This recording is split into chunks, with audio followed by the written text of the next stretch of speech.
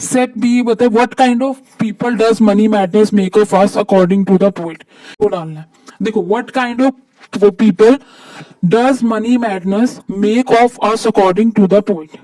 देखो पैसा क्या बनाता है, according to the poet money make us mad When we go mad for money, जब हम पैसों के लिए पागल हो जाते हैं, all consideration of morality, spiritual life खत्म हो जाती है।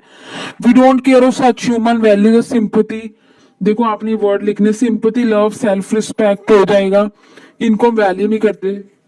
इन अवर क्रेज फॉर मनी, पैसों के क्रेज के लिए we can do any inhuman act, we can even turn murderers, हम मर्डरर्स भी बन जाते हैं। Why does the poet think that societies जो है obsession with money can be terribly frightening to a poor man. अब देखो पैसों के लिए पागलपन गरीब इंसान के लिए कैसे दुखदाई है, कैसे टेरिबल है, कैसे डरावना है। देखो when there is collective madness for money, अमीर बनने की पूरी कोशिश करेगा, गरीब से गरीब हो जाएगा, हैव और हैव नॉट्स बन जाएंगे। ये एक के पास बहुत पैसा होगा, एक के पास बिल्कुल पैसा नहीं होगा। इस तरीके से सोसाइटी में डिफरेंसेस क्रिएट हो जाएंगे, ठीक है।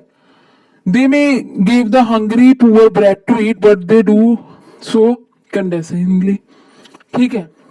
मतलब कि उन्हें खाना को तो देंगे पर साथ में डर्ट भी खानी पड़ेगी। Dirt means insult and humiliation. They look upon the poor as beggars, वो पुअर्स को बेगरर्स की तरह देखेंगे, भिखारी की तरह देखेंगे।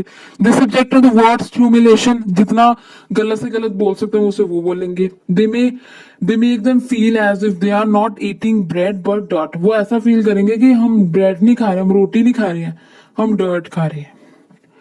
what do poor people fear most about their state, मतलब पुअर किस दशा से डर रहा है, स्टेट मीन्स दशा, यहाँ उसको किस दशा से डर लग रहा है।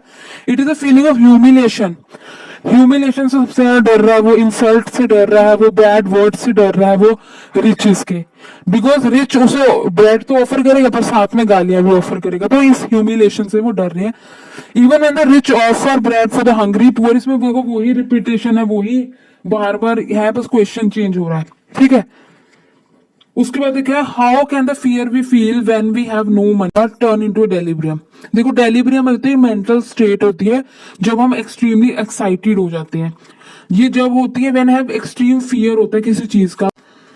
उसके बाद क्या है, तो इसी स्टेट से वो पोएट डरता है कि it is a fear of humiliation that make us mad for money, कि हमारी इंसल्ट ना हो तभी हम पैसा कमाना चाहते हैं, कोई हमारे को गरीब की नजरों से ना देखे तभी हम पैसा कमाना चाहते हैं।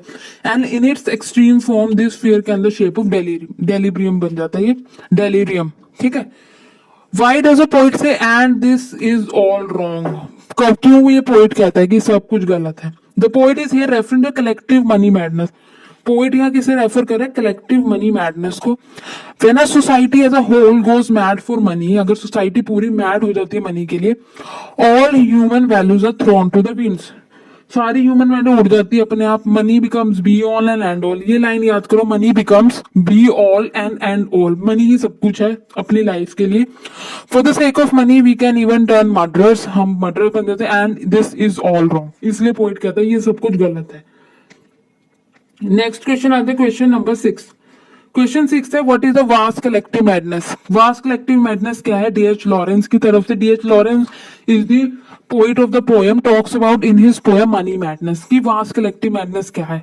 वो देखो वही क्वेश्चन है 2 मार्क्स वाला, इसे लॉन्ग में पूछ लिया गया, तो आप इसमें ऐसे लिखोगे वास्ट कलेक्टिव मैडनेस तो collective madness of the whole society, if individual are a part of that collective group the individual also gain a madness in him, ठीक है। It is vast collective madness he has overtaken of all of us, thus if the multitude is mad is natural है, देखो उसमें सारा आ गया, natural है कि individual भी मैड होगा, ठीक है।